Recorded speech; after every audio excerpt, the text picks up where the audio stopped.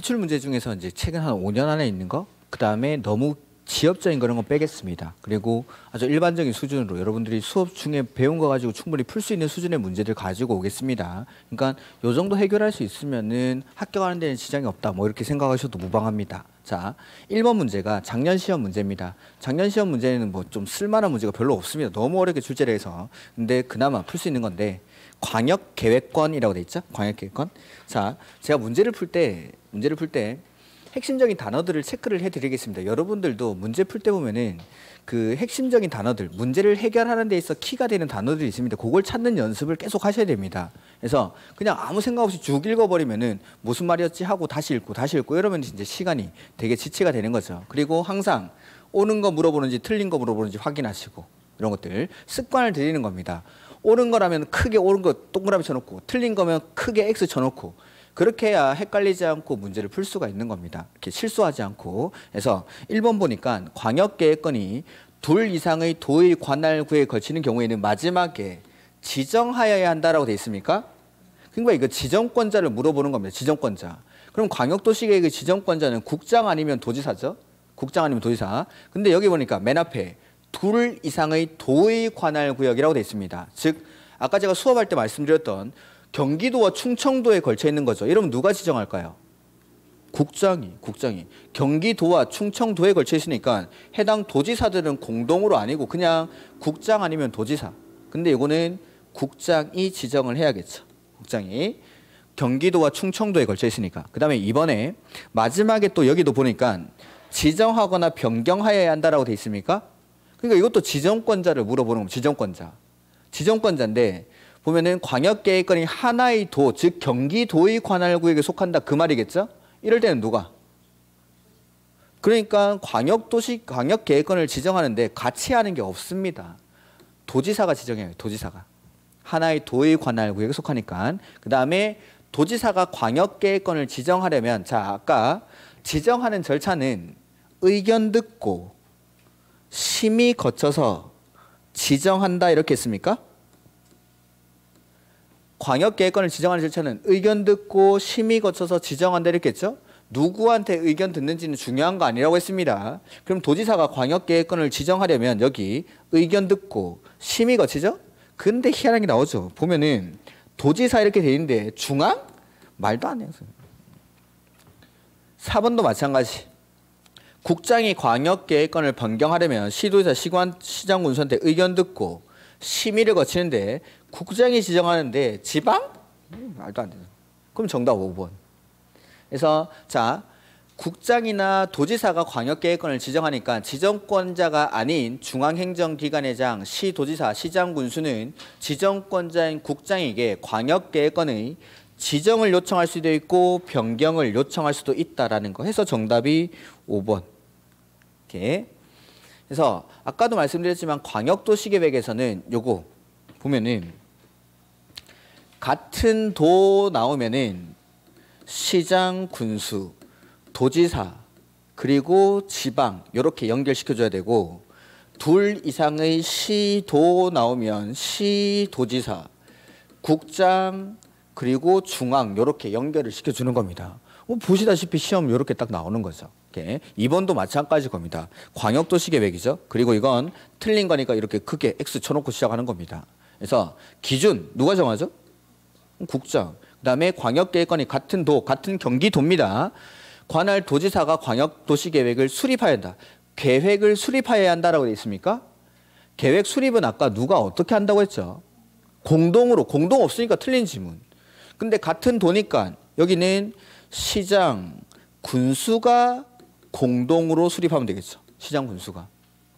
야 도지사도 하잖아 라고 하지만 그건 시장, 군수가 3년 내에 승인 신청이 없거나 요청했을 때 항상 별말이 없을 때는 원칙으로 대답을 하셔야 돼요. 원칙으로. 그래서 같은 도에서는 시장, 군수가 공동으로 수립한다라고 해야 됩니다. 그 다음 시장, 군수, 시도지사는 시도지사, 시장, 군수는 광역도시계획을 수립하거나 변경하려면 미리 시도, 시군, 의회 의견을 드려야 한다. 자 보죠.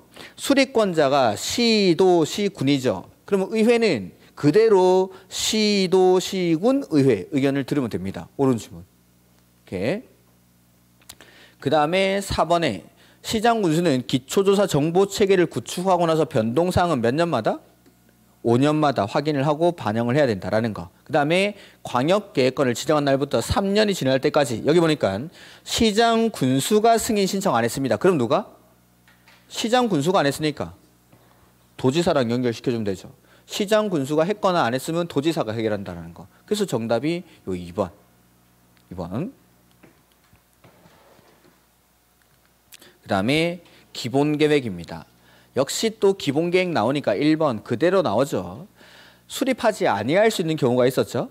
수도권에 속하지 아니하고 수도권에 속하고 일단 틀렸죠. 이거 0.5초짜리 문제입니다. 이런 건 보자마자 그냥 틀렸고 또 찍고 또 넘어가죠. 수도권에 속하지 아니하고라고 해야 되고 광역시와 경계를 같이 하지 아니한 인구는 10만 이하여야 되죠. 혹시나 저거 못 보실까 봐 이것도 바꿔 놔놓고 아주 친절한 문제죠. 이런 건. 그래서 1번 문제. 그 다음에 이번에 아까 말씀드렸는데 이런 거는 뭐 알고 풀 수가 없습니다. 여러분들이 시험장에 가면은 반드시 모르는 지문이 나올 겁니다. 모르는 지문이 정답 아닐까 생각하는 게 정상이 아니라 모르는 지문이 정답이 아니겠구나 하고 넘어가야 됩니다. 이런 건. 모르는 거 나오면은 정답 아니겠지 하고 넘어가야지 내가 자주 보던 거 이런 데서 정답을 찾아야 됩니다. 모르는 지문은 절대로 정답이 아닙니다. 절대로. 그러니까 모르는 거, 아 이런 것도 있었구나 하고 사람 마음상 이렇게 느낌상 이런 걸 정답으로 손이 가게 돼 있습니다. 절대 모르는 거 찍으면 안 됩니다. 이거. 3번에 광역도시계획이 수립된 지역에서 수립하는 기본계획은 상위계획인 광역도시계획 그 부합이 되어야 된다? 라는 거 맞죠? 재검토는 몇 년마다? 이런 거 재검토 보이면 5년 맞는지 확인하고 넘어가면 됩니다. 그 다음에 5번에 특별시장, 광역시장, 특별자치시장, 특별자치도지사 등 기본계획을 변경하려면 관계 행정기관의 장과 협의한 후 지방도시계획위원회의 심의를 거친다. 맞습니까?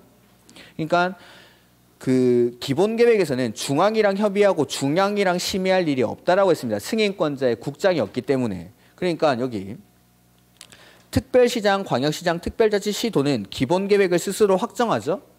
그럼 변경할 때도 똑같이 협의심의를 거쳐야 된다는 거. 변경할 때도 마찬가지 지방이랑 협의심의를 거치는 겁니다. 오케이. 그 다음에 4번 문제. 역시 또 틀린 건데 국가계획과 관련된 관리계획은 누가 위반한다고 했죠? 국장. 옳은 문제죠. 옳은 지문이죠. 그 다음 산업유통개발진흥지구 지정을 제한할 수 있습니까? 네, 제한할 수 있는 게 기지산 대입 중에 산이죠. 산. 제한할 수 있다. 그 다음 관리계획으로 위반하려는 지구단위 계획구역이 상업지역 나왔죠. 자, 아까 기초조사를 생략할 수 있는 경우가 있었죠. 해당 지구단위 계획구역이 어디에 위치할 때? 도심지. 그 도심지가 상업지역이나 상업지역에 연접하는 지역이었죠. 이럴 때는 기초조사를 생략할 수 있다. 근데 그 기초조사 생략 사유는 토지적성 평가, 재해 취약성 분석, 환경성 검토도 실시하지 않을 수 있습니까? 네, 아니할 수 있다. 오케이. 그다음에 관리계획 결정 후 효력은 언제? 지형 도면을 고시한 날에 다음 날 아니고 뭐 뻔한 거. 이것도 시험에 뭐 엄청나게 나오는 지문입니다.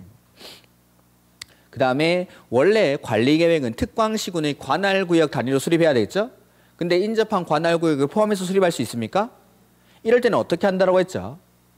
협의해서 공동으로 위반을 합니다. 근데 여기 협의하여 공동으로 위반하거나 위반할 자를 정한다. 네, 인접한 포함하니까 협의해서 공동으로 위반을 하거나 위반할 자를 정하겠다라는 거. 오케이. 근데 협의가 안 되면 어떻게 하죠?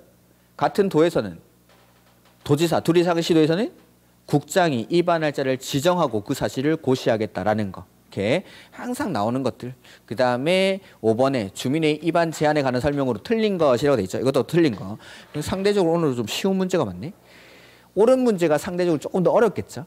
자, 보면은 위반을 제한받은 자는 제한자와 협의해서 제한된 관리계획 위반 및 결정에 필요한 비용 나왔습니다. 비용은 전부나 일부를 부담시킬 수 있다라고 하면 되겠죠.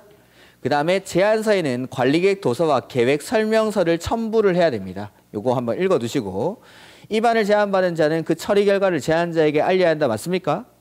네, 며칠 안에? 45일. 우리는 45일만 맨날 외우는데 45일을 빼고 내니까 이런 게 있었나 싶은 거죠. 45일 안에 결과 통보를 해야 된다라는 건데 45일을 빼고 냈을 뿐입니다. 그 다음에 4번에 산업유통개발진흥지구 지정 및 변경에 관한 사항은 제한 대상에 해당하지 않는다. 제한할 수 있죠. 보시다시피 5번 나왔고 4번에 또 똑같은 지문이 나오죠. 그러니까 기출문제에 나왔다라고 해서 안 나오는 게 아닙니다. 계속 반복해서 똑같은 지문들이 나오는 겁니다. 그래서 정답은 4번이죠. 그다음에 제한하려는 자는 동의를 받아야 하는 경우 국공유지는 동의 대상 면적에서 제외한다라고 했었죠. 이렇게 해서 정답이 4번. 이렇게 무난하게 이렇게 출제를 하는데 올해 시험 같은 경우는 조금 어려운 문제들이 나왔었습니다. 그래서 올해 시험에 나왔던 거 33회 때 나왔던 문제는 1번 문제밖에 없었습니다. 자, 오늘 수고 많으셨고 다음 주에 뵙도록 하겠습니다. 수고하셨습니다.